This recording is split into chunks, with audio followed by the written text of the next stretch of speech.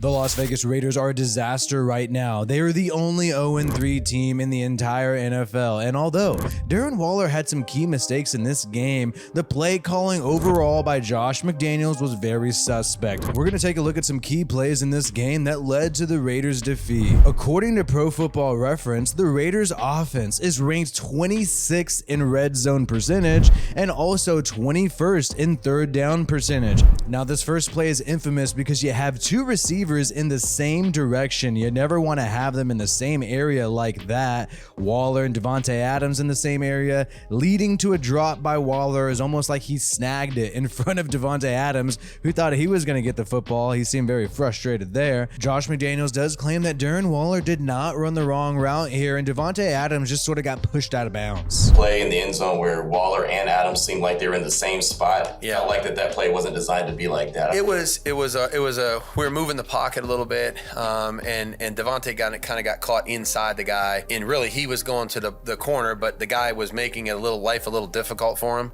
and then Darren was screaming across the back line like he was supposed to. So yeah, the design ultimately wasn't for him to be kind of close, but again, they had a say in that too. I thought Derek made a good effort to try to still give us an opportunity to score, but no, the design, we don't ever really want spacing to be that way. But this was just a bad play altogether on 3rd and 2 when you really needed a touchdown, not to settle for a field goal, which the Raiders have done time and time again. Now, right here, 3rd and 2, you don't have your running back. You put Brandon Bolden in motion out here to wide receiver, which just isn't smart, because 3rd and 2, why not have the threat? Why not have the threat of running the football, especially when you're planning on doing a rollout? Derek Carr does a rollout, but there's no threat of a run. Why not do a play action rollout? At least make that defense hesitate for a little bit. And also, in this rollout, Derek Carr doesn't really have a lane to run. He's supposed to sort of go a little back further here, and he's kind of 5 yards behind the line of scrimmage. It's not what you want if you want to give him the option to run the football.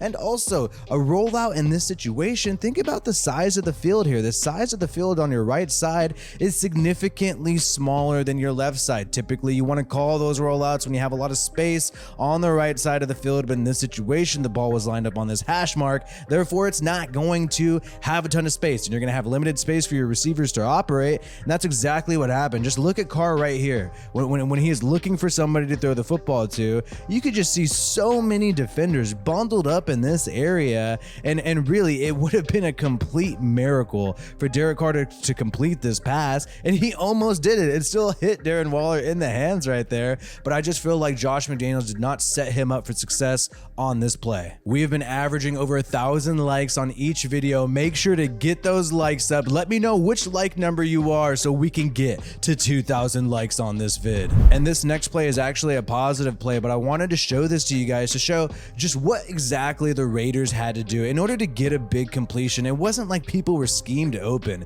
It was really Derek Carr and his receiver making an amazing play. This is a play action pass to Darren Waller, and Derek Carr absolutely threads the needle. Not only is he doing it in between these two defenders, but Keelan Cole is still running around in the same vicinity as Darren Waller. Is somebody making a mistake here? I don't know, but you don't want receivers in the same area, just like Josh McDaniels himself has said, and this is just a bad play design in my opinion, or somebody ran the wrong route, because you have Derek Carr having to thread the needle, throw it into some intense traffic, and boom, you're throwing it in traffic, and you're leaving your receiver hung out to dry, and he's getting cracked and got a helmet-to-helmet penalty, yes, but that's going to really hurt your receiver. What if he gets concussed? Bad things can happen. This just shows how much they had to thread the needle. So this is 3rd and 3. We need some points, but this turns into an interception. 9 minutes and 30 seconds left in the game, and this is sort of an odd decision. Josh McDaniels is not really giving Derek Carr many options on this play.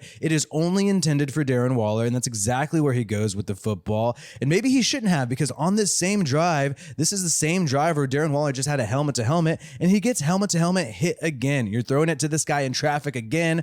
He wasn't able to hold on to the football because maybe the bells are still ringing from that earlier play in this drive, and it ends up being a drop, turning into an interception. And the reason why we know this play was only intended for Darren Waller is because it's a pick play. It's a pick play. Check out Foster Moreau here. He's going to get in the way of this linebacker to try to open up Darren Waller. And for those of you who do not know what a pick play is, it is technically against the rules, but every team does it all the freaking time. And it's basically when a receiver gets in the way of a defender so they cannot make a play on in the football. football. Happens all the time, and that was the design of this play. Foster Moreau not really running a route, trying to get in the way of this linebacker. Frees up Darren Waller, but he's in traffic again after the bells are already ringing. Josh McDaniels decided to make this decision, have this play, not give Carr flexibility to really go anywhere else. And of course, it's going to end up in a drop, then an interception, and that's just another failed drive for the Raiders. And this is a positive play for the Raiders, but I wanted to point this out because this also shows how,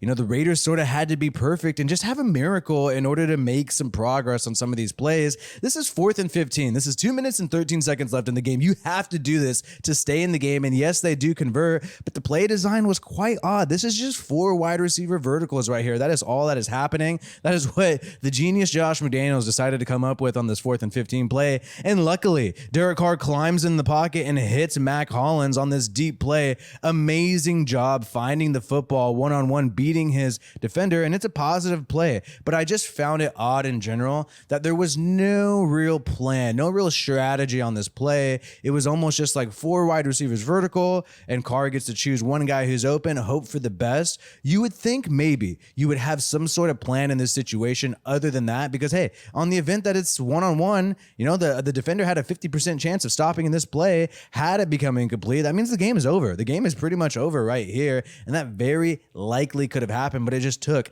a Herculean effort for Derek Carr and Mac Hollins to keep this drive alive. Not really great play design. And the Raiders on this drive in the late 3rd quarter end up having to punt the football, and this is an opportunity to get some points on the board and get into field goal range. You're in Titans territory at the 39-yard line, and you end up getting pushed back. 3rd and 18. Yes, I know you want to play conservative and play for the field goal, but Josh McDaniels barely even does that. He's going to run a screen to Brandon Bolden, and we know how this works out. Stops short. Defense reads it immediately, knows it's happening the whole entire time, because this is a common trend in Josh McDaniels' offense. He loves these screen plays. And 3rd and 18. You think, in this situation, you really only need maybe 6, maybe 5 yards to get in Daniel Carlson's range for a field goal. Why not, give yourselves more options on this play? Now, why not have multiple routes that Derek Carr could choose from? Give him the option to even scramble, which he did do in this game a couple of times for first downs. You have more options there. Then you just rely on this screen. And once the defense reads this screen at this moment, it is completely over. It is completely over unless Brandon Bolden miraculously breaks, a ton of tackles. So bad decision by Josh McDaniels on 3rd and 18, not allowing the Raiders to get into field goal range, playing way too conservative. Literally running the football up the middle would have been a better decision than this play in this case.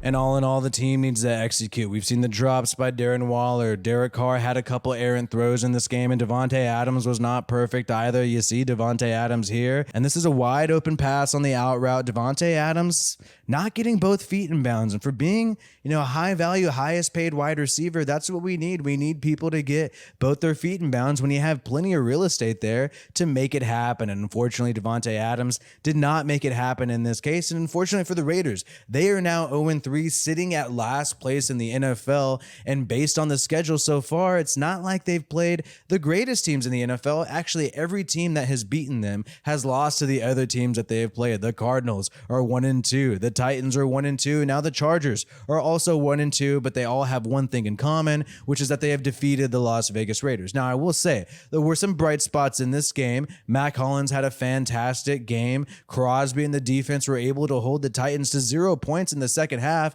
Even though they struggled tremendously in the first half, they still have that achievement in their pocket there. And the Raiders have still been close in every single game that they have played. They've had an opportunity to win it in every single game that they've played, but the schedule in these next 2 weeks is not getting much easier than these past 3 weeks. You're going up against a Broncos country let's ride and Russell Wilson this upcoming Sunday, and then you have the Chiefs right after that on Monday Night Football. It's going to be tough for the Las Vegas Raiders, and this is the time. This is the time where people need to step up. This is the time where Josh McDaniels needs to step up himself and perhaps save his job, as Mark Davis has met with him privately in an office after the game. This guy needs to step up so the Raiders can have a shot in hell at the wild card this year. Hey, like this video if you haven't already, and subscribe to the Raiders Rundown for more Raiders content. My name is WiFiWillie. Peace out, and I hope you have a good one.